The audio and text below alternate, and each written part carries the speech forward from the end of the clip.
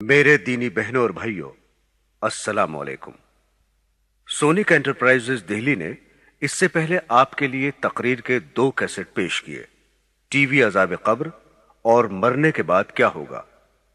अब आपके लिए हम तीसरा कैसेट पेश कर रहे हैं, जिसका उन्वान है कब्र की पहली रात। हजरात, कब्र की पहली रात हमसे क्या कह रही है? ए गाफिल, मेरे पेश आने से पहले मुझसे वाकिफ हो जा, वरना फिर बहुत पछताएगा। मैं वो रात हूं जो हर एक को पेश आती हूं। याद रख, तुझको और सबको अनकरीब पेश आकर रहूंगी। अपने पेश आने से पहले मैंने तुझे खबरदार कर दिया है। मैं खाक के नीचे सख्त अंधेरी रात हूं, लिहाजा रोशनी का सामान और आमाले सालेह का चिराग लेकर आना। 5 वक्ता नमाज, नमाज तहज्जुद, कुरान मजीद की तिलावत, अल्लाह और उसके रसूल सल्लल्लाहु अलैहि वसल्लम की पूरी पूरी फर्माबरदारी करने और अपने नफ्स की मुखालफत करने से मेरे अंदर चिराग रोशन होगा। कर जमी के नीचे जाने की भी फिक्र, ऊंचे ऊंचे यहां तो बनवाए महल। रोशनी की कब्र का सामान कर, काम जो करने हैं कर ले आजकल। हजरात ग्रामी, हुजूर नबी करीम सल्लल्लाहु अलैहि वसल्लम ने इरशाद फरमाया कि कब्र पर कोई दिन ऐसा नहीं गुजरता जिस दिन वो ये ऐलान नहीं करती कि ए आदम के बेटे, तू मुझे भूल गया। मैं तंगियों तन्हाई का घर हूं, मैं कीड़ों का घर हूं, मैं वहशत का घर हूं। आपने ये भी फरमाया कि जब मुर्दे को दफन कर देते हैं तो कब्र से आवाज आती है कि ऐ शख्स, तू कितना गाफिल और बेफिक्र था कि तू मेरे सीने को सारी उम्र बड़ी बेदर्दी से रौंदता रहा। हालांकि तू ये जानता था कि तेरी आखिरी मंजिल मैं हूं और मेरे अंदर कीड़ों की पनाहगाहें हैं।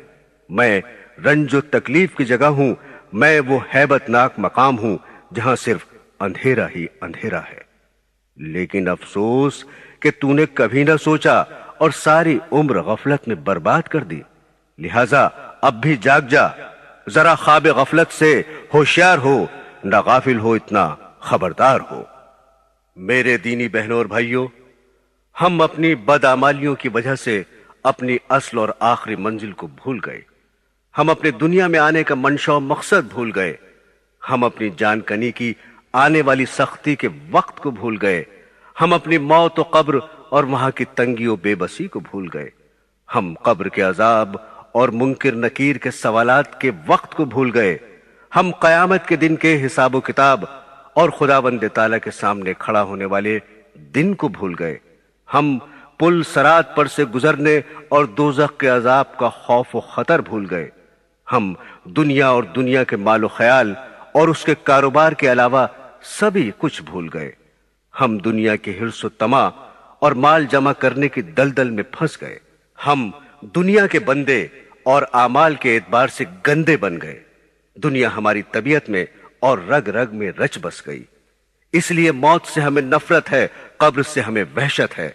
मौत के लिए न कोई तैयारी है, न आखिरत के लिए कोई सामान है, न ही भूल कर भी इसका कभी कोई ख्याल आता है और न ही अल्लाह ताला को मिलना पसंद है। वो शख्स जो रंग रलियों और ऐशो इशरत में पड़ा हुआ खुदा ताला की याद और अपने आखिरी अंजाम से गाफिल है, कभी अपने अजीज और रिश्तेदार और दोस्त यार की मौत का नक्शा याद करके सोचे कि वो किस तरह मरे और फिर किस तरह से उनके जनाजे को चारपाई पर ले जाकर मिट्टी के नीचे दबा दिया गया। जो कल बड़ी शान शौकत से बन संवर कर कोठियों और महलों में रहा करते थे, आह, तुमको उन पर कुछ भी रहम ना आया और उन पर जरा भी तरस ना आया। जो कल तुम पर फिदा होते और जान देते थे, आह, तुमने उन पर अपने हाथों से मिट्टी डाल दी। अब मिट्टी ने उनकी शक्ल सूरत का क्या हाल कर दिया होगा। उनके बदन को टुकड़े टुकड़े और अलग अलग कर दिया होगा। आह, किस तरह से वो अपने बीवी बच्चों को यतीम और अपने भाई बहनों, रिश्तेदारों और दोस्त यारों को रोता हुआ छोड़कर चले गए। उनका माल, उनके तरह तरह के कपड़े, उनका सब सामान यहीं पड़ा और धरा रह गया। अफसोस کہ ان کے ساتھ کچھ بھی نہ گیا اور نہ ہی ان کے وارثوں نے ان کے پاس چھوڑا۔ مرتے ہی ان کے سب کپڑے اتار لیے گئے، ان کی گھڑی اور ان کی انگوٹھی تک اتار لی گئی، ان کے سب خزانوں پر قبضہ کر لیا گیا، ان کو بالکل برہنہ اور ننگا کر دیا گیا، ان کو کفن میں لپیٹ کر دور سنسان ویران جنگل میں لے جا کر سینکڑوں من مٹی کے نیچے دبا دیا گیا۔ آج تک پھر ان کی کسی نے خبر تک نہ لی کہ کون تھا اور کیا ہوا، یا ہمارا اس سے کیا واسطہ تھا، یا ہم سے کون جدا ہو گیا۔ یاد رکھ اے غافل، یہی حشر ایک دن ان قریب یا دیر سے تیرا بھی ہونے والا ہے۔ تیرا یہ کر و فر، فخر و تکبر سب خاک میں مل جائے گا۔ قبر پر پھر نہ کوئی یار آئے گا، زمین میں دبا پڑا ہوگا، پھر نہ اٹھ سکے گا۔ تیری قبر پر گھاس اور جھاڑ ہوں گے، جانور تیری قبر پر چڑھتے پھریں گے، اور کیسے کیسے گندے لوگ تیری قبر پر سے گزریں گے۔ بعض پیدل، بعض بدبخت سائیکل اسکوٹر پر سے ہی نہ اتریں گے، اور بعض بدترین تو پیشاب تک کرنے سے گریز نہ کریں گے۔ او بدبخت، بدقسمت، دین اسلام سے نفرت اور اس میں نکتہ چینیاں کرنے والے، کہتا ہے کہ دین اسلام تو اب بہت پرانا ہو چکا ہے، اس میں ترمیم ہونی چاہیے، زمانہ بہت بدل چکا ہے، اس لیے اب اسلام کے بندھنوں کو توڑنا چاہیے۔ تو خداوند تعالیٰ کی عدالت سے بے خوف ہو گیا ہے۔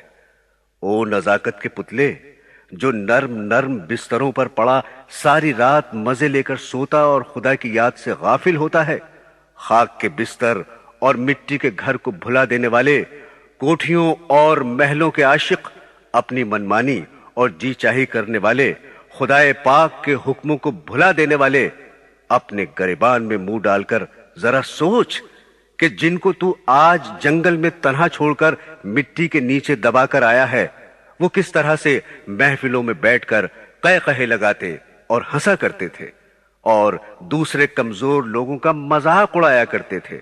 آج وہ قبروں میں خاموش پڑے ہیں۔ کس طرح سے دنیا کے لذت و آرام میں مشغول تھے، آج مٹی میں ملے پڑے ہیں۔ کیسا انہوں نے موت کے آنے کو بھلا رکھا تھا، آج اس کا شکار اور لقمہ بن گئے۔ کس طرح سے شباب و جوانی کے نشے میں چور اور اندھے معذور تھے، ہائے آج ان کا کوئی پوچھنے والا نہیں۔ کیسے دنیا کے دھندوں میں ہر وقت مشغول اور مال کمانے میں دن رات لگے رہتے تھے کہ ہر وقت دن رات صبح شام ماہ و سال ان کو چین و سکون اور صبر و شکر نہ تھا۔ آج ہاتھ الگ پڑا ہے، پاؤں الگ ہے، کان جن کو ریڈیو، ٹیپ ریکارڈر اور گانا سننے سے فرصت ہی نہ تھی، اور خدا و رسول صلی اللہ علیہ وسلم، اسلام و ایمان اور قرآن و حدیث کی بات سننے کو تیار ہی نہ تھے، سب الگ الگ پڑے ہیں۔ آنکھیں جن کو ٹیلی ویژن، وی سی آر، سنیما، کھیل تماشا اور بد نظری سے فرصت ہی نہ تھی، آج وہ بھی باہر نکلی پڑی ہیں۔ منہ زبان کو کیڑے مکوڑے چمٹ رہے ہیں، جن کو سرخی پاؤڈر لگانے، پان کھانے، سگریٹ پینے، قہقہ لگا کر ہنسنے، چغلی غیبت کرنے، گانے بجانے، فضول بکواس بکنے، جھوٹی شہادت دینے، تہمت بہتان لگانے، گپ شپ لڑانے کے علاوہ اور کوئی کام ہی نہ تھا، آج کیڑوں نے کھا چاٹ کر کیا حال کر دیا۔ سارے گورے گورے بدن میں کیڑے پڑ گئے، جس کو ہر وقت بناؤ سنگھار، نہانے دھونے، چمکانے، خوشبو میں بسانے، اپنے آپ کو موٹا تازہ کرنے اور صاف ستھرا دیکھنے کے علاوہ کچھ اور پسند ہی نہ تھا۔ بہت لوگ ایسے تھے جن کا ہمیشہ مشکیں بدن تھا، معطر کفن تھا، قبر کہنا ان کی کھولی تو دیکھا، نہ عضوے بدن تھا، نہ تارے کفن تھا۔ کیسا کھل کھلا کر ہنستے تھے، آج دانت گرے پڑے ہیں۔ کیسی کیسی تدبیریں سوچا کرتے تھے، برسوں کے انتظامات پہلے ہی سے سوچ لیا کرتے تھے کہ اتنے سال بعد اگر کوئی ضرورت آن پڑی تو کیا کریں گے۔ حالانکہ موت سر پر سوار تھی، مرنے کا دن قریب تھا، مگر ان کو یہ معلوم بھی نہ تھا کہ میرے ساتھ کل کیا ہونے والا ہے۔ میرے دینی بہنوں اور بھائیوں، آج کی آنے والی رات نرم بستر پر نہیں بلکہ قبر میں خاک کے بستر پر ہوگی۔ کیا تو نے کہیں ایسا دیکھا اور سنا نہیں کہ دن میں اچھے بھلے تھے اور رات کو قبر میں جا لیٹے؟ لہذا یاد رکھ، یہی حال تیرا بھی ہونے والا ہے۔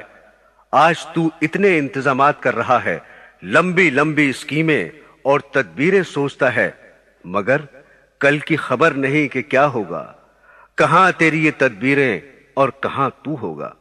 نہ معلوم کل کس جھاڑ اور پتھروں کے نیچے دبا ہوگا۔ آگاہ اپنی موت سے کوئی بشر نہیں، سامان 100 برس کا ہے، پل کی خبر نہیں۔ اس آنے والے منظر اور نقشے کو ہر وقت اپنی آنکھوں کے سامنے رکھ۔ تو رات دن موت کے قریب ہو رہا ہے، اپنے قدموں کو بڑی تیزی کے ساتھ اپنی گور کی طرف لے جا رہا ہے۔ تیرا پھل پک چکا ہے، تیرے پھول کی کلی مرجھانے والی ہے، تیری صبح و شام گزرنے والی ہے، تیری امیدیں ختم ہونے والی ہیں، تیری اجل قریب آ چکی ہے۔ آج جن کو تو اپنا ساتھی سمجھ رہا ہے، جن کے ساتھ تو آج اپنا دل بہلا رہا ہے، یہ تیرے کل کچھ بھی کام نہ آئیں گے اور نہ ہی تجھے کچھ نفع دیں گے۔ یہ کل تجھے اپنے کندھوں پر اٹھا کے لے جائیں گے اور اندھیری قبر میں اکیلے ہی چھوڑ کر آ جائیں گے، جہاں نہ تیرا کوئی ساتھی نہ کوئی مہربان ہوگا۔ اس لیے آج اس دن کے لیے فکر کر لے اور وہاں کی نجات کی تیاری کر لے۔ بیکار تیری یہ باتیں ہیں کہ چنا ہوگا چنی ہوگا، نہیں ہے دور وہ دن کہ تو زیر زمیں ہوگا۔ اس لیے اے نادان، اب بھی خواب غفلت سے بیدار ہو جا۔ اے دنیا کے اسباب اور اس کی زینت چمک دمک پر مر مٹنے والے انسان، تو نے غفلت اور نافرمانی میں عمر برباد کر دی۔ اٹھ، جاگ، جلدی سے اور ہوش میں آ جا۔ اپنے گناہوں کی خدا سے معافی مانگ کہ آج بھی تجھے مہلت نصیب ہے۔ جو وقت ہاتھ سے نکل گیا اس پر آنسو بہا، اپنی پچھلی زندگی پر نادم اور شرمندہ ہو کر خدا پاک کے حضور میں توبہ کر۔ اب بھی کمر باندھ کر نیک اعمال کرنے کی کوشش کر، کیونکہ محنت کرنے میں کامیابی ہے اور غفلت و سستی کا انجام بدبختی اور محرومی ہے۔ تیری کامیابی محل مکان بنانے، دنیا کا ساز و سامان اکٹھا کرنے، مال و دولت جمع کرنے یا کوئی عہدہ حاصل کرنے میں نہیں، بلکہ تیری اصل کامیابی اللہ اور اس کے رسول کی فرما برداری کرنے اور آخرت کی زندگی بنانے میں ہے۔ لہذا تو دنیا میں اس طرح سے رہ کہ جس طرح سے ایک مسافر رہتا ہے کہ وہ راہ چلتا ہوا زیادہ بکھیڑا نہیں کیا کرتا۔ ہمیشہ رہنے کی جگہ تو صرف آخرت ہے اور دنیا میں بہت تھوڑے دن رہنا ہے۔ اصل کامیابی تو آخرت کی کامیابی ہے۔ جس کو آخرت کی کامیابی نصیب ہو گئی وہ اپنی مراد کو پہنچ گیا۔ دنیا میں آج تک جتنے بھی لوگ آئے وہ سب کے سب اپنی منزل کی طرف کوچ کر گئے۔ یاد رکھ، تو بھی اسی طرح ایک دن کوچ کر جائے گا۔ یہاں کتنے آئے اور کتنے ہی چلے گئے، مگر افسوس کہ تجھے کچھ بھی نصیحت حاصل نہ ہوئی۔ اس دنیا میں جو بھی آیا کوچ کرنے کو ہی آیا۔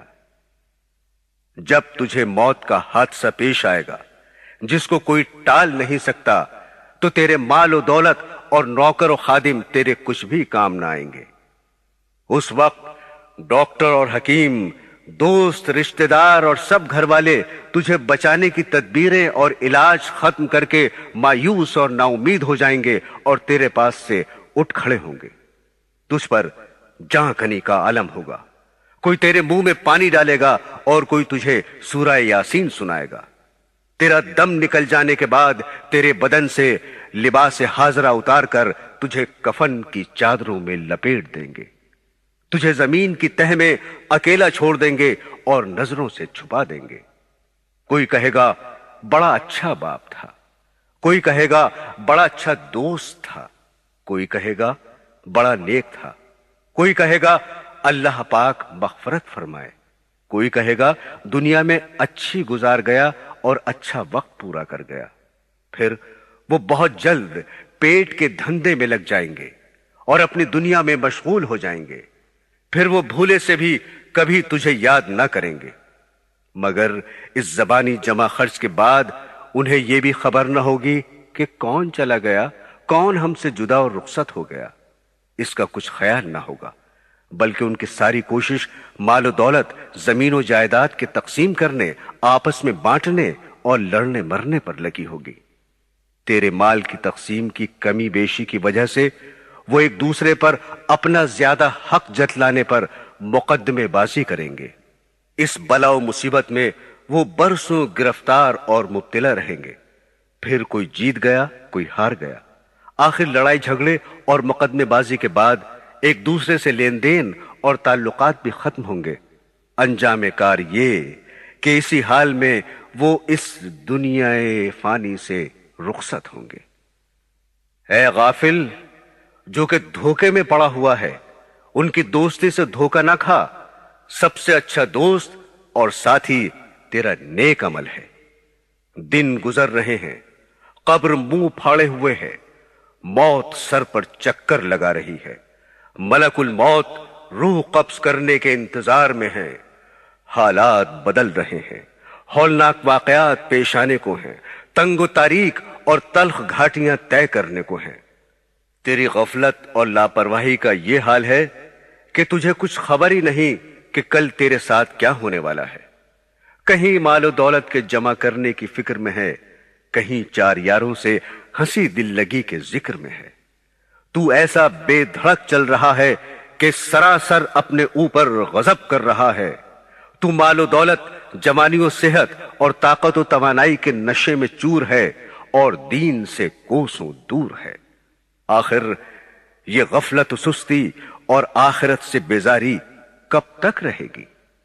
ایسے گھر پر کیا رونا اور فریاد کرنا جو اجڑ گیا، خالی ہو گیا، جس کے نشان مٹ گئے، ان کی یادگاروں اور کھنڈروں پر واہ ویلا کیسا؟ بچپن کا زمانہ گزر چکا، غزل گوئی اور افسانہ بازی کا وقت بیت گیا، تو پھر اب یہ بچپنا اور شعر و شاعری کیسی؟ 50 سال کی عمر ہو چکی، سر سفید ہو چکا، تو پھر کھیل تماشے کیسے؟ لیلا مجنو کے وصال، ان کے ہجر و فراق اور ان کے عشق و معشوق کے تذکروں کو اب جانے دے۔ یاد رکھ، یہ دوستان بے وفا خواہ کتنا ہی خلوص و محبت جتائیں، کتنا ہی تجھ پر نثار اور پروانہ وار ہوں، خدا کی قسم یہ کسی طرح بھی کھوٹ سے خالی نہیں۔ حسینوں نازنینوں کی محبت سراسر بد نصیبی اور ندامت ہے۔ تیرا یہ ہر روز کا بننا سمرنا اور ہم نشینوں کے ساتھ رنگ رلیاں منانا، شراب و کباب کے نشے میں بدمست اور مدہوش رہنے کا انجام سوائے آخرت کی ذلت و رسوائی کے اور کیا ہے؟ اب بھی وقت ہے، میرا کہنا مان جا کہ ہر محبوب کی محبت سے بیزار اور دست بردار ہو کر حضور نبی کریم صلی اللہ علیہ وسلم سے الفت و محبت کا رشتہ جوڑ لے، اور دل و جان سے ہر کام میں ان کی پوری فرما برداری کر، اور اسی پر اپنی نجات کا بھروسہ اور امید رکھ۔ حضور نبی صلی اللہ علیہ وسلم کی محبت اور تابعداری کا ہونا عزت و کامیابی اور علامت ایمان ہے، لہذا اس کو کامل کر لے۔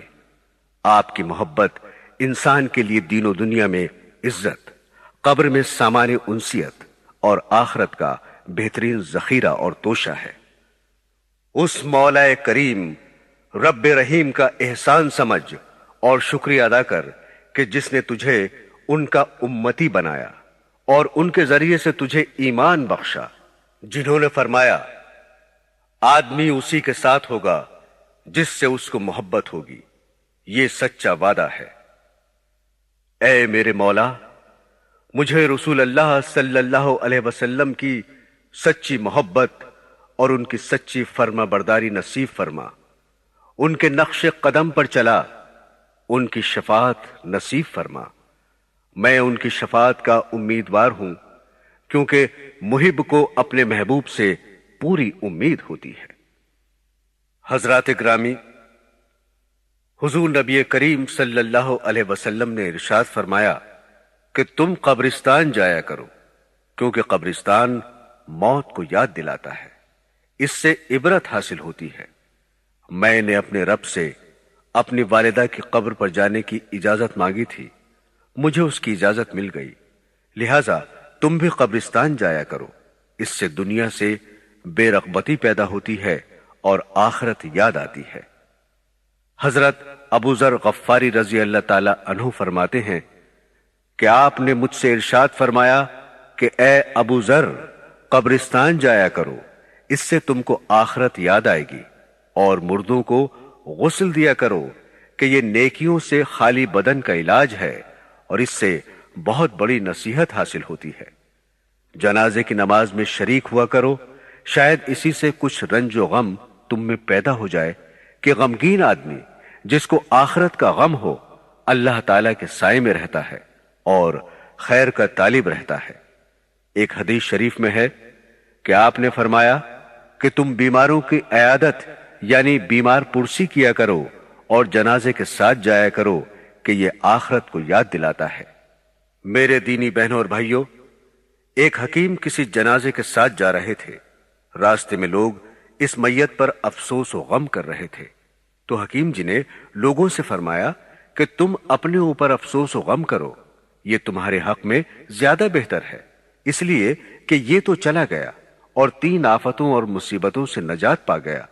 اول یہ کہ آئندہ اب کبھی اس کو ملک الموت کے دیکھنے کا خوف نہیں رہا، دوسرے موت کی سختی کی مصیبت اب اس کو نہیں آئے گی، تیسرے برے خاتمے کا خوف اس کو اب ختم ہو گیا، لہذا اب تم اپنی فکر کرو کہ یہ تینوں سخت منزلیں تم پر آنے کو باقی ہیں۔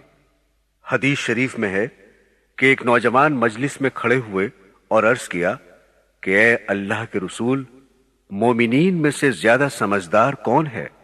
تو آپ نے ارشاد فرمایا کہ موت کا کثرت سے ذکر کرنے والا اور اس کے آنے سے پہلے اس کے لیے بہترین تیاری کرنے والا۔ کسی نے عرض کیا یا رسول اللہ، اسلام کا نور سینے میں داخل ہونے کی کیا علامت ہے؟ فرمایا کہ اس دھوکے کے گھر دنیا فانی سے دور رہنا اور ہمیشہ رہنے والے گھر یعنی آخرت کی طرف جانے اور موت آنے سے پہلے اس کی تیاری کرنا۔ حضرت عبداللہ ابن عمر رضی اللہ تعالی عنہ فرماتے ہیں کہ ہم 10 آدمی جن میں ایک میں بھی تھا جناب رسول اللہ صلی اللہ علیہ وسلم کی خدمت میں حاضر ہوئے، تو ایک انصاری نے حضور صلی اللہ علیہ وسلم کی خدمت میں یہ سوال پیش کیا کہ یا رسول اللہ، سب سے زیادہ سمجھدار اور سب سے زیادہ محتاط آدمی کون ہے؟ فرمایا کہ جو لوگ موت کو سب سے زیادہ یاد کرنے والے ہوں، پس یہی لوگ ہیں جو دنیا کی شرافت اور آخرت کا اعزاز اور مرتبہ لے اڑے۔ حضور نبی کریم صلی اللہ علیہ وسلم نے ارشاد فرمایا کہ دانا یعنی عقل مند وہ شخص ہے جو اپنے نفس کو قابو میں رکھے اور موت کے بعد والی زندگی کے لیے عمل کرے۔ نادان اور بے عقل وہ ہے جو اپنے نفس کی خواہشات کی پیروی کرے اور اللہ تعالیٰ سے بے بنیاد امیدیں رکھے۔ اس حدیث پاک سے معلوم ہوا کہ دانا اور عقل مند وہ نہیں جو اپنے آپ کو عقل مند سمجھے یا پھر دنیا والے اسے عقل مند سمجھتے ہوں، حالانکہ دانا اور عقل مند وہ ہے جو خدا اور رسول کی نظر میں دانا اور عقل مند ہو۔ خداوند تعالیٰ اور رسول اکرم صلی اللہ علیہ وسلم کی نظر میں دانا اور عقل مند وہ شخص ہے جو اپنے نفس کو قابو میں رکھے اور اس کو بری خواہشات سے روکے رکھے، ہر وقت اس کا محاسبہ کرتا رہے، کسی وقت بھی اس کی نگرانی سے غافل نہ ہو کہ وہ اپنی من مانی اور جی چاہی کرنے لگے اور خداوند تعالیٰ کی بنائی ہوئی حدود کو توڑ کر آزاد ہو جائے، ہر وقت آخرت کی زندگی کو سامنے رکھ کر موت کے بعد آنے والی زندگی کی فکر رکھ کر اس کو سنوارے بنائے اور وہاں کی کامیابی کی تیاری کرتا رہے۔ خدا اور رسول کی نظر میں نادان اور بے وقوف شخص وہ ہے جو اپنی زندگی کی باغ ڈور اپنے نفس کے ہاتھ میں دے دے اور دن رات اپنے نفس ہی کی خواہشات پوری کرنے میں لگا رہے اور پھر خدا کے فضل و کرم کی بے بنیاد امیدیں رکھے، یعنی پوری زندگی تو نافرمانیوں اور منمانیوں میں گزار دے اور صرف زبانی جمع خرچ اور آرزو سے جنت کا طالب رہے، ایسا شخص نقصان اور خسارے میں رہنے والا ہے۔ حدیث شریف میں ہے کہ حضور صلی اللہ علیہ وسلم نے فرمایا کہ لذتوں کو توڑنے والی چیز یعنی موت کو کثرت سے یاد کیا کرو۔ موت کو یاد رکھنے سے انسان کی امیدیں کم ہو جاتی ہیں اور نفس کم ہو جاتا ہے۔ موت کی تیاری رکھنے کی وجہ سے اس دنیا فانی سے بے رغبتی اور دوری ہونے لگتی ہے۔ موت کی یاد آدمی کو مال کی زیادتی، حرص و طمع اور لالچ سے بھی روکنے والی ہے، کیونکہ آدمی ظلم و ستم، کم تول، جھوٹ بول اور دھوکے فریب کر کے اپنے سر گناہوں کے گٹھر خزانے جمع کر کے اور وارثوں کے حوالے کر کے دنیا سے خالی چلا جاتا ہے اور پچھلوں کے منہ میں ناجائز لقمہ دے جاتا ہے جو بعد میں ان کے لیے وبال جان بن جاتا ہے۔ لیکن اگر آدمی کو موت یاد رہے تو وہ ان سب ناجائز کاموں سے بچ جاتا ہے، بلکہ اس کا مال بھی پھر آخرت میں ذخیرہ اور مددگار بن جاتا ہے۔ موت انسان کو اگر دنیا میں یاد رہے، ہر رنج و غم سے ہر وقت وہ آزاد رہے۔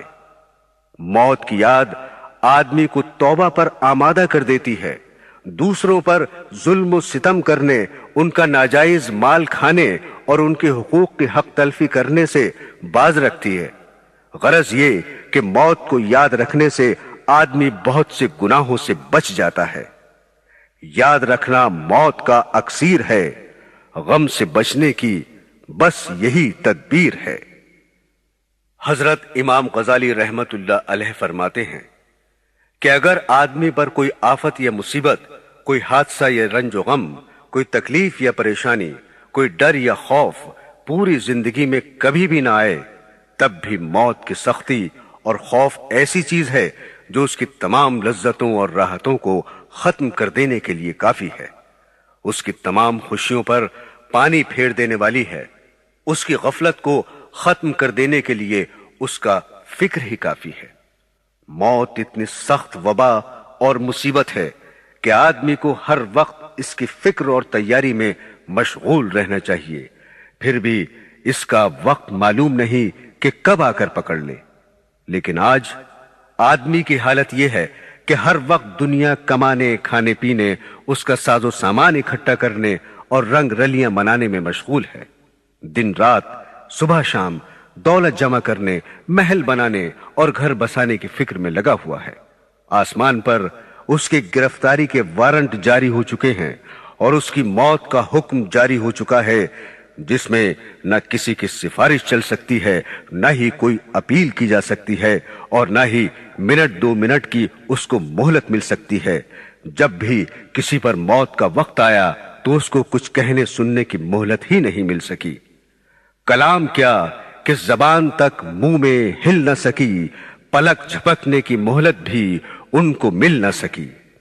پھر بھی یہ کس قدر دھوکے میں پڑا ہوا ہے، دنیا کی دلدل میں پھنسا ہوا ہے، محل مکان بنا رہا ہے، باغ لگا رہا ہے، زمین خرید رہا ہے، فیکٹری لگانے کی فکر میں ہے، غرض دن رات انہی باتوں کے خیال و فکر میں ہے اور رات کو بھی یہی خواب دیکھتا ہے، لیکن موت کو کبھی بھولے سے یاد نہیں کرتا۔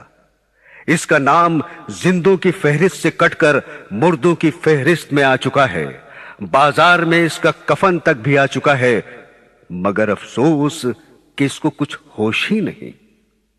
موت ایسی چیز ہے کہ جس کے آنے کا کوئی وقت مقرر نہیں اور نہ ہی کسی کو یہ پتا ہے کہ وہ کب آ پکڑے۔ پھر یہ کتنی حیرانی کی بات ہے کہ آدمی سب کچھ جانتا ہوا بھی انجان بن جائے اور اس کو بھولا رہے، دنیا کی لذتوں اور غفلتوں میں پڑا رہے۔ اگر اس کو یہ پتا چل جائے کہ کوئی سپاہی یا پولیس اس کی تلاش میں ہے جو اس کے جرم کی وجہ سے اس کو سزا دے گا تو سب لذت و آرام خاک میں مل جائے گا، یا اس کو صرف اتنا ہی پتا چل جائے کہ اس کی گرفتاری کے وارنٹ جاری ہو چکے ہیں، بس اتنا سنتے ہی ہوش اڑ جائیں گے، نیند تک حرام ہو جائے گی، لذت و آرام کیسا۔ میرے دینی بھائیوں اور پیاری بہنوں، حضور نبی کریم صلی اللہ علیہ وسلم نے حضرت فاطمہ رضی اللہ تعالیٰ عنہ سے فرمایا کہ اے میری بیٹی، تو نیک عمل کر اور اس خیال میں نہ رہنا کہ میں محمد صلی اللہ علیہ وسلم کی بیٹی ہوں اور بخشی جاؤں گی۔ حضرات، دیکھیے کس قدر غور کرنے کا مقام ہے۔ جو لوگ یہ کہہ کر جان چھوڑا لیتے ہیں یا پھر یہ سمجھتے ہیں کہ ہم تو فلاں پیر صاحب یا فلاں مولوی صاحب کا پلہ پکڑ کر جنت میں چلے جائیں گے، وہ کس قدر اپنے آپ کو دھوکہ دے رہے ہیں اور نفس و شیطان کے کہنے پر اپنی زندگی برباد کر رہے ہیں۔ عزیزو، اب بھی وقت ہے، قبر کا عذاب بہت دردناک ہے۔ موت ایسی چیز ہے کہ جس کے آنے کا کوئی وقت مقرر نہیں۔ موت بہت تیز رفتاری سے ہماری طرف بڑھ رہی ہے۔ خدا را، آخرت کی فکر کرو اور عذاب قبر سے پناہ مانگو۔ آگاہ اپنی موت سے کوئی بشر نہیں، سامان 100 برس کا ہے، پل کی خبر نہیں۔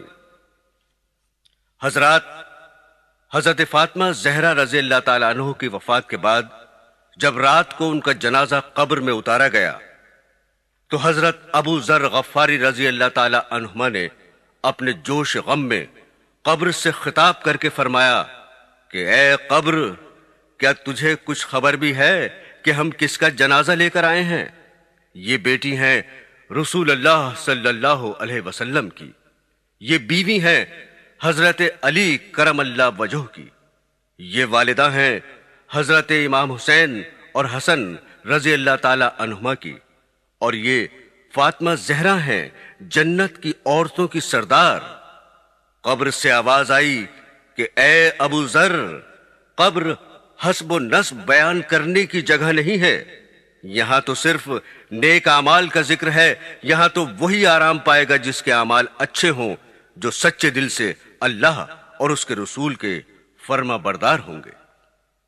حضرات، ابھی آپ نے قبر کی آواز سنی، لیجئے اب ہم آپ کو قبر کے بارے میں کچھ اور تفصیلات بتا رہے ہیں۔ امید ہے آپ ان واقعات کو سن کر عبرت حاصل کریں گے۔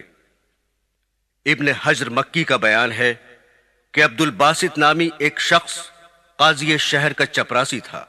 وہ شروع میں بہت غریب تھا، مگر اس نے ناجائز ذرائع سے خوب دولت سمیٹی، لیکن جب وہ مر گیا اور دفن کر دیا گیا تو دفن کرنے کے بعد قبر ذرا سی کھل گئی اور ہم نے دیکھا کہ ایک زنجیر کے اندر ایک بڑے سانپ کو اس کی لاش سے باندھ دیا گیا ہے۔ ہم نے ڈر کر قبر پر مٹی ڈال دی اور عبرت لے کر گھر لوٹے۔ ابن جوزی رحمت اللہ علیہ سے روایت ہے کہ حضرت عیسیٰ علیہ السلام اپنے ساتھیوں کے ہمراہ جا رہے تھے۔ راستے میں کسی مردے کی ایک کھوپڑی نظر آئی۔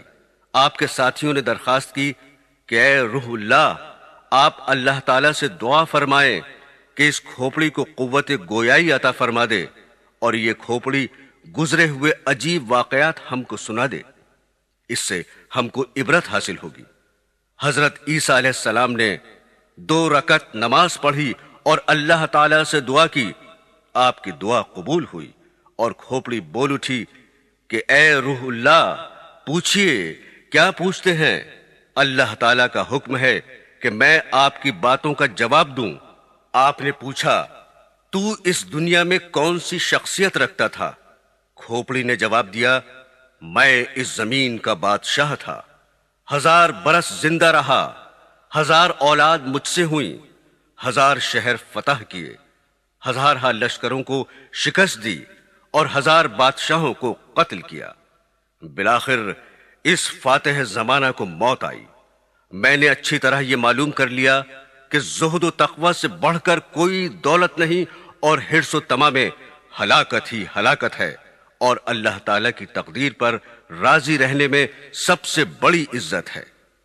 محترم سامعین، اب ہم جو واقعہ آپ کو سنا رہے ہیں وہ بڑا عبرتناک اور دل ہلا دینے والا ہے۔ خدا ہم سب مسلمانوں کو قبر کے عذاب سے بچائے۔ لیجئے ایک کفن چور کی داستان سنیے۔ حضرت سیدنا حسن بصری رحمت اللہ علیہ کے دست مبارک پر ایک ایسے کفن چور نے توبہ کی جس نے تقریباً 2200 कफन चुराए थे। हजरत हसन बसरी रहमत उल्लाह अलैह के दरियाफ्त करने पर उसने 3 कब्रों के वाकयात बयान किए। एक बार मैंने एक कब्र खोदी तो उसमें एक दिल हिला देने वाला मंजर देखा। क्या देखता हूं कि मुर्दे का चेहरा स्याह है, पांव में आग की जंजीरें हैं और उसके मुंह से खून और पीप जारी है। नीज इस कदर बदबू आ रही है कि दिमाग फटा जा रहा है। ये खौफनाक मंजर देखकर मैं डर कर भागने ही वाला था कि मुर्दा बोल पड़ा, क्यों भागता है? और सुन कि मुझे किस गुनाह की सजा मिल रही है। मैं मुर्दे की पुकार सुनकर ठिठक कर खड़ा हो गया और तमाम हिम्मत इकट्ठी करके कब्र के करीब गया, और जब अंदर झांक कर देखा तो अजाब के फरिश्ते उसकी गर्दन में आग की जंजीरें बांधे बैठे थे। मैंने मुर्दे से पूछा, तू कौन है? उसने जवाब दिया, मैं मुसलमान इब्ने मुसलमान हूं, मगर अफसोस मैं शराबी और जानी था और इसी बदमस्ती की हालत में मरा और अजाब में गिरफ्तार हो गया। एक मर्तबा जब कफन चुराने की गरज से मैंने कब्र खोदी तो एक काला मुर्दा जुबान निकाले बरहना खड़ा हो गया। उसके चारों तरफ आग लपक रही थी। फरिश्ते उसके गले में जंजीरें बांधे खड़े थे। उस शख्स ने मुझे देखते ही पुकारा, भाई मैं सख्त प्यासा हूं, मुझे थोड़ा सा पानी पिला दो। फरिश्तों ने मुझसे कहा, खबरदार, इस बेनमाजी को पानी मत देना। फिर मैंने हिम्मत करके उस मुर्दे से पूछा, तू कौन था और तेरा जुर्म क्या है? उसने जवाब दिया, मैं मुसलमान था, मगर अफसोस मैंने अल्लाह ताला की बहुत नाफरमानियां की हैं और मेरी तरह बहुत से लोग अजाब में गिरफ्तार हैं। मेरे दीनी भाइयों, देखा आपने, बेनमाजी, शराबी, जानी और अल्लाह ताला की नाफरमानी करने वाले किस कदर खौफनाक अजाब में मुब्तला देखे गए। याद रखिए, अजाब कब्र हक है। अजाब कब्र दरअसल अजाब बरज़खी को कहते हैं। हजरात, नाहक फैसला करना भी अजाब कब्र है। लीजिए एक अंधे कफनचोर का इबरतनाक वाकया सुनिए। अबू इसाक इब्राहिम बिन अब्दुल्ला तालबी रहमतुल्लाह अलैह का बयान है कि हमारे यहां एक अंधा कफनचोर था। वो भीख मांगता था और भीख मांगते हुए वो कहा करता था कि कोई शख्स मुझे कुछ दे ताकि मैं उसे अनोखी खबर सुनाऊं, और कोई शख्स मुझे ज्यादा दे ताकि मैं उसे अनोखी चीज दिखाऊं। एक दिन वो भीख मांगता हुआ आया, लोगों ने उसको दिया, मैं भी वहां मौजूद था। भीख पाकर उसने अनोखी चीज दिखाने के लिए अपनी आंखों से कपड़ा हटाया। मैंने देखा कि उसकी दोनों आंखें गायब थीं और आंखों के हल्के का सुराख आगे से पीछे तक आर पार था। दोनों सुराख ऐसे थे जैसे 2 टिकलियां लगी हों और सामने से उसकी गुद्दी के पीछे की चीजें साफ नजर आ रही थीं। फिर उसने कहा कि अब मैं तुमको अनोखी खबर सुनाता हूं। मैं अपने शहर का कफन चोर था और मेरी कफन चोरी इतनी मशहूर हो गई कि लोग मुझसे डरने लगे और मैं किसी से नहीं डरता था।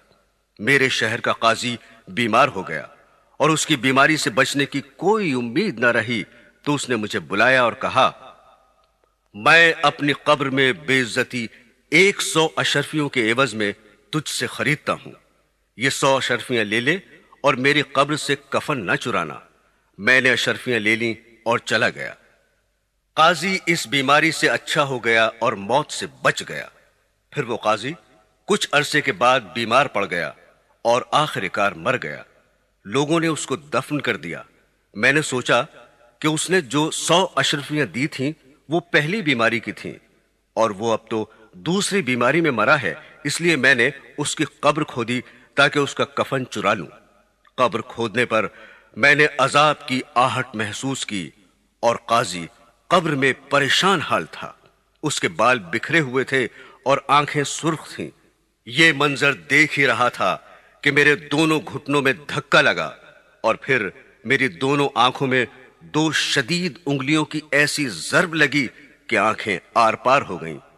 جیسا کہ تم لوگ دیکھ رہے ہو، جب میری آنکھوں پر ضرب لگی اس وقت ایک آواز آئی، کوئی کہنے والا مجھ سے کہہ رہا تھا، اے اللہ کے دشمن، کیا تو اللہ تعالی کے اسرار کا سراغ لگانا چاہتا ہے؟ حضرات گرامی، عذاب قبر کے بارے میں کچھ اور عبرتناک واقعات سنیں اور ان سے نصیحت حاصل کریں۔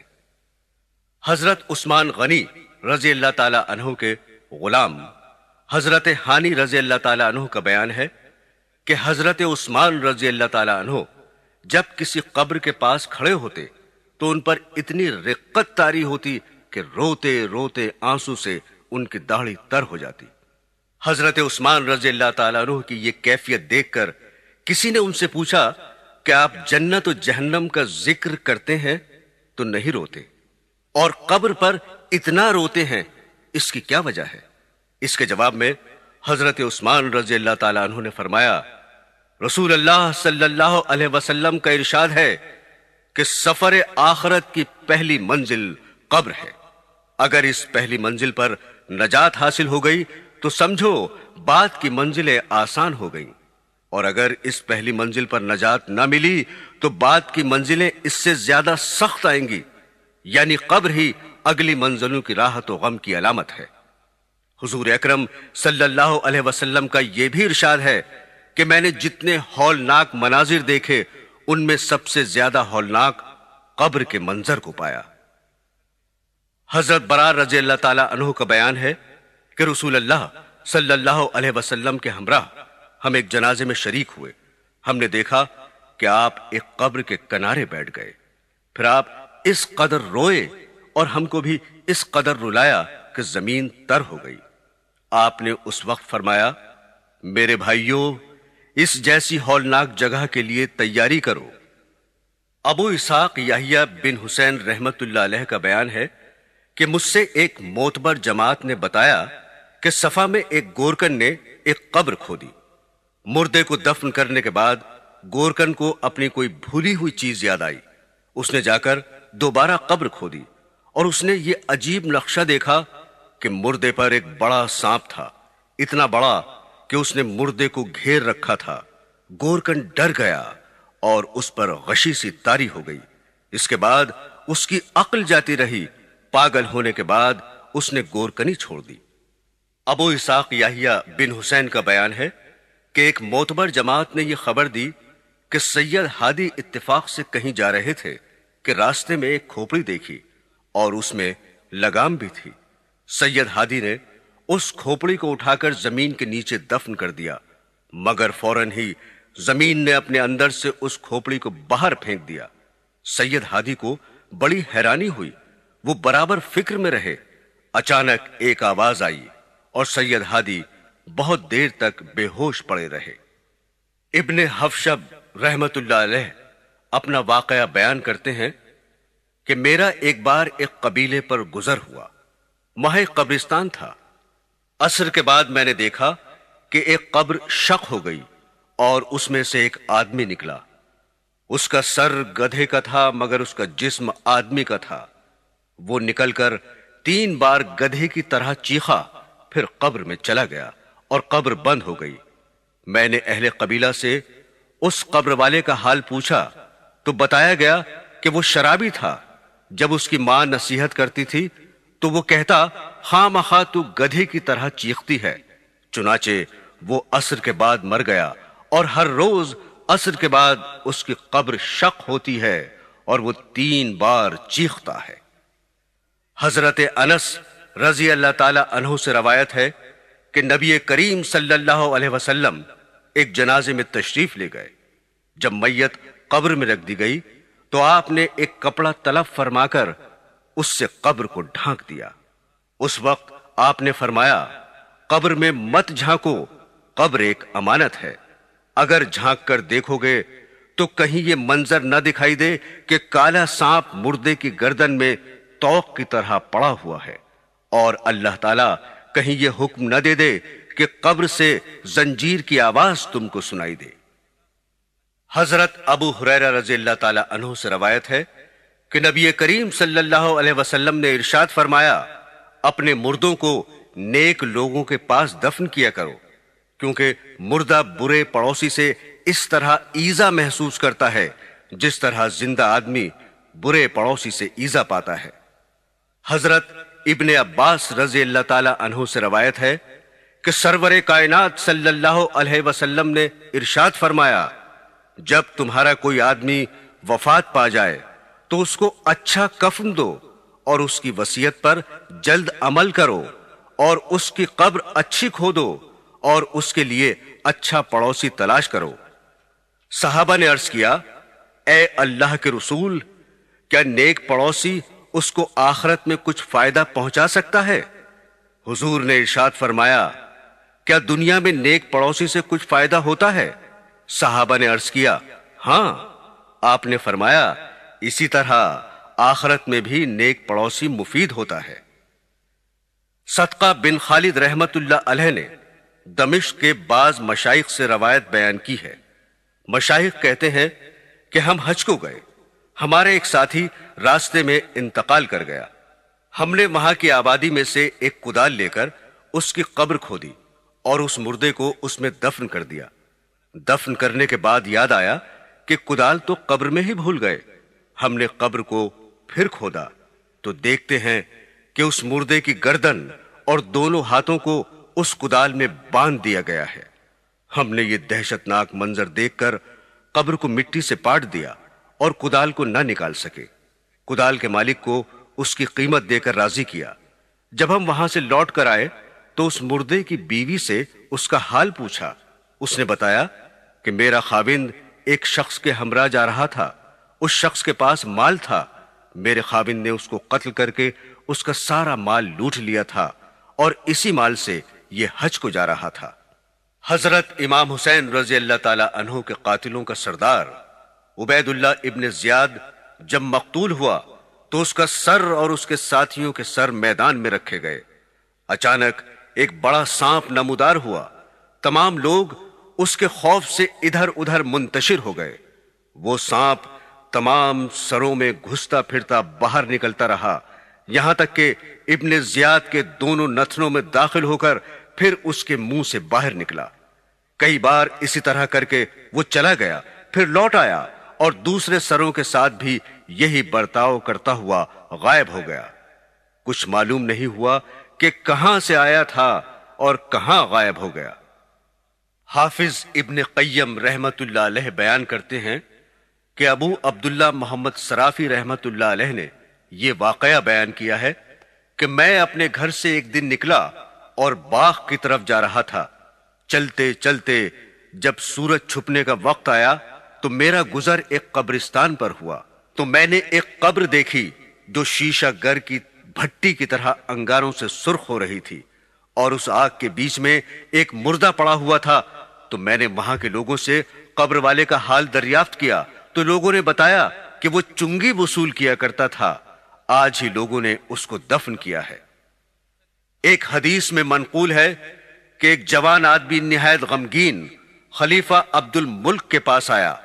عبد الملک نے اس کے رنج و غم کی وجہ پوچھی تو اس غمزدہ نے کہا، میں اپنے گناہ کے سبب سے غمگین ہوں۔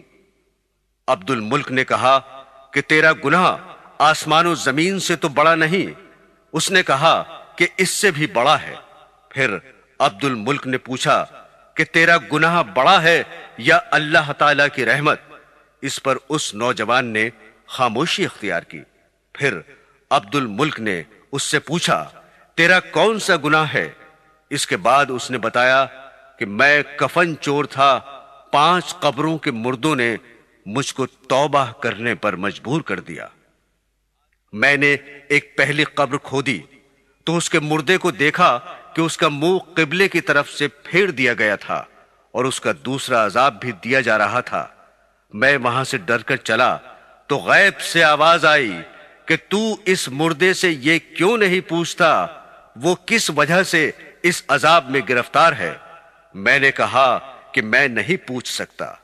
پھر غیب سے آواز آئی کہ یہ شخص نماز کو حقیر اور برا سمجھتا تھا، اس لیے اس کو یہ عذاب ہو رہا ہے۔ میں نے ایک دوسری قبر کھودی تو دیکھا کہ اس کا مردہ بالکل سور ہو گیا تھا، طوق اور بیڑیوں سے جکڑا ہوا تھا، میں یہ دیکھ کر ڈر کر بھاگنے لگا۔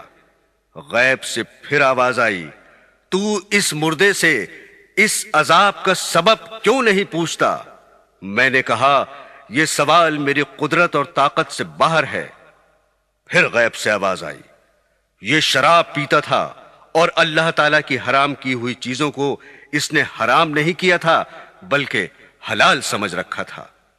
میں نے پھر ایک تیسری قبر کھودی، اس کا مردہ آگ کی میخوں سے بندھا ہوا تھا اور اس کی زبان باہر نکلی ہوئی تھی۔ میں ڈر کر بھاگنے لگا تو غیب سے پھر آواز آئی کہ تو اس مردے سے اس کی وجہ کیوں نہیں پوچھتا؟ میں نے کہا، اس سوال کی مجھ میں طاقت نہیں۔ اس نے کہا، یہ لوگوں کا مال دبانے کی کوشش کرتا تھا۔ میں نے ایک اور چوتھی قبر کھودی، اس کا مردہ آگ میں جل رہا تھا۔ میں دیکھ کر ڈر کر بھاگا تو غیب سے پھر آواز آئی، تو اس سے اس کا سبب کیوں نہیں پوچھتا؟ میں نے کہا، یہ سوال کرنے کی مجھ میں ہمت نہیں۔ تو غیب سے آواز آئی، یہ شخص جھوٹا تھا اور جھوٹی قسمیں کھایا کرتا تھا۔ اس کے بعد میں نے ایک پانچویں قبر کھودی تو دیکھا کہ فرشتے اس مردے کو آگ کے ستون میں مار رہے تھے۔ غیب سے آواز آئی، تو اس سے عذاب کا سبب کیوں نہیں پوچھتا؟ میں نے کہا، میرے اندر اتنی طاقت ہی نہیں کہ میں پوچھ سکوں۔ غیب سے آواز آئی، یہ ایک کھلنڈرا تھا جو شطرنج وغیرہ کھیلا کرتا تھا، حالانکہ اللہ اور اس کے رسول صلی اللہ علیہ وسلم نے اس سے منع فرمایا ہے۔ حاصل مطلب یہ ہے کہ قبر کا عذاب دل، آنکھ، کان، پیٹ، ہاتھ پاؤں، شرمگاہ اور سارے بدن کے گناہوں کے سبب ہوتا ہے، اور اسی طرح سے ان اعضاء سے جو نیک کام ہوتے ہیں ان پر اجر ملتا ہے۔ محمد بن یونس قربائی کا بیان ہے کہ ابو سنان بڑا نیک آدمی تھا۔ اس نے یہ واقعہ بیان کیا کہ ایک شخص کے بھائی کا انتقال ہو گیا۔ جب میں اس کے افسوس کو گیا تو اس کو بڑا رنجیدہ پایا۔ اپنے غم کی وجہ اس نے یہ بتائی کہ جب میرے بھائی کو دفن کر دیا گیا تو میں نے قبر سے ایک آواز سنی، وہ کہہ رہی تھی، آہ میرا بھائی۔ میں نے یہ سن کر قبر کھودنا شروع کر دی تو پھر دوسری آواز آئی کہ ایسا نہ کر، لہٰذا میں نے مٹی برابر کر دی۔ لیکن پھر یہ آواز آئی کہ آہ میرا بھائی۔ میں نے پھر قبر کھودنا شروع کی، مگر پھر دوسری آواز آئی کہ ایسا مت کر، اور میں نے پھر مٹی برابر کر دی۔ غرض یہ کہ اسی طرح بار بار ہوتا رہا۔ جب میں اٹھ کر واپس گھر کو آنے لگا تو قبر سے بڑی دردناک رونے کی آواز آئی کہ آہ میرا بھائی۔ میں یہ سن کر پھر قبر پر گیا اور قسم کھائی کہ اب ضرور قبر کھود کر اپنے بھائی کو دیکھوں گا۔ جب قبر کھود کر دیکھا تو اس کی گردن میں آگ کا توق پڑا ہوا تھا۔ میں نے توق کو کاٹنا چاہا تو میری انگلیاں جاتی رہیں۔ ابو سنان کا بیان ہے کہ اس نے اپنا ہاتھ ہم کو دکھایا تو اس کی 4 انگلیاں غائب تھیں۔ میرے دینی بہنوں اور بھائیوں، ابھی آپ عذاب قبر کے اسباب کے بارے میں سن رہے تھے۔ چغل خوری، پیشاب میں بے احتیاطی، بے وضو نماز پڑھنا، بدکاری، چوری، شراب نوشی، ماں کے ساتھ بے ادبی، تکبر سے چلنا، دھوکے کے کاروبار، صحابہ اکرام کو برا کہنا اور ناحق فیصلہ کرنا۔ ان سب برے کاموں سے بچیں، کیونکہ یہی عذاب قبر کا سبب ہے۔ حضرات گرامی، مومن پر قبر کی شفقت کے بارے میں اب ذرا سن لیجئے۔ حضرت سعید بن مسیب رضی اللہ تعالی عنہ سے روایت ہے کہ حضرت عائشہ نے عرض کیا کہ اے اللہ کے رسول، آپ نے جس دن منکر نکیر اور قبر کے بھینچنے کی حدیث بیان فرمائی، اس دن سے مجھے کوئی چیز اچھی معلوم نہیں ہوتی، دل گھبرایا ہوا ہے۔ آپ نے فرمایا، اے عائشہ، منکر نکیر کی آوازیں باوجود کڑک کے مومن کے کانوں میں ایسی معلوم ہوں گی جیسے آنکھ میں سرما لگانے کی آواز ہوتی ہے، اور مومن کو قبر اس شفقت سے دبائے گی جیسے کوئی ماں اپنے بیٹے کے درد سر کو دور کرنے کے لیے نرم ہاتھ سے دباتی ہے۔ ہاں عائشہ، ہلاکت تو ان لوگوں کی ہے جو مومن نہیں ہیں، ان کو قبر اس طرح دبائے گی جیسے انڈا پتھر سے دبا دیا جاتا ہے۔ حضرت عبداللہ بن شج رضی اللہ تعالی عنہ سے روایت ہے کہ رسول اللہ صلی اللہ علیہ وسلم نے فرمایا، جو شخص بیماری کی حالت میں قل اللہ پڑھتا رہے اور اس بیماری میں اس کا انتقال ہو جائے تو وہ فتنہ قبر سے محفوظ رہے گا، اور قیامت کے دن فرشتے اس کو اپنی ہتھیلیوں پر رکھ کر پل صراط سے گزاریں گے اور وہ جنت میں پہنچ جائے گا۔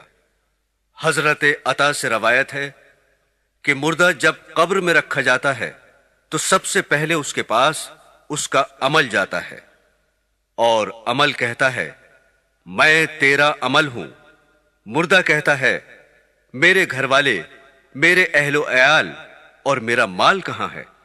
عمل جواب دیتا ہے ان تمام چیزوں کو تو نے اپنے پیچھے چھوڑا، قبر میں صرف میں تیرے ساتھ داخل ہوا ہوں۔ اس پر مردہ حسرت سے کہتا ہے اے کاش میں ان تمام چیزوں پر تجھی کو ترجیح دیتا، کیونکہ قبر کی اس تنہائی میں تو ہی میرا سچا ساتھی ہے۔ حضرات گرامی، قبر آخرت کا پہلا دروازہ ہے، لہذا جو کوئی اعمال صالح کی پونجی لے کر اس دروازے سے داخل ہوگا تو اللہ تعالیٰ کے فرشتے گرم جوشی کے ساتھ اس کا استقبال کریں گے۔ قبر میں حشر تک آرام سے سویا کرے گا، پھر حشر کے دن اس کو دوبارہ اٹھایا جائے گا اس حالت میں کہ وہ اللہ سے راضی ہوگا اور اللہ تعالیٰ اس سے راضی ہوگا، اور یہی سب سے بڑی کامیابی ہے۔ کتنے خوش نصیب ہیں وہ لوگ جو نیکیوں کی پونجی لے کر اس منزل قبر میں داخل ہوتے ہیں تو قبر ان کے لیے جنت کا باغ بن جاتی ہے، اور جو لوگ بد اعمال کا ذخیرہ جمع کر کے لے جاتے ہیں تو ان کے لیے قبر جہنم کا گڑھا بن جاتی ہے۔ وہ عذاب دیکھ کر پھر پچھتاتے ہیں، لیکن وہاں کا پچھتانا پھر کس کام کا؟ حاصل یہ ہے کہ قبر دنیا کی کھیتی کا کھلیان ہے اور مقام عبرت ہے، لہذا اب بھی خبردار ہو جا پہلے اس کے کہ موت کے بعد تجھے بیدار کیا جائے۔ عذاب قبر کا معاملہ بہت مشکل ہے۔ اللہ تعالی ہم گناہگاروں پر اپنا رحم فرمائے، عذاب قبر سے بچائے اور آخرت کی کامیابی نصیب فرمائے۔ حضور صلی اللہ علیہ وسلم نے ارشاد فرمایا کہ تم عذاب قبر کے خوف کی وجہ سے مردوں کو دفنانا چھوڑ دو گے؟ اگر مجھے یہ ڈر نہ ہوتا تو میں اللہ تعالیٰ سے دعا کرتا کہ تمہیں عذاب قبر سنا دے اور دکھا دے۔ اسی وجہ سے حضور نبی کریم صلی اللہ علیہ وسلم نے اپنی دعاؤں میں کثرت سے اس سے نجات کی دعا مانگی ہے تاکہ لوگ بھی کثرت سے عذاب قبر سے اللہ تعالیٰ کی پناہ مانگے۔ عذاب سخت ہے، لہذا ہر وقت اس سے ڈرو اور اس سے اللہ پاک کی پناہ مانگو، ہر وقت اس کو یاد رکھو۔ اے اللہ، میں تیری پناہ چاہتا ہوں عذاب قبر سے اور دوزخ کے عذاب سے۔ آمین ثم آمین۔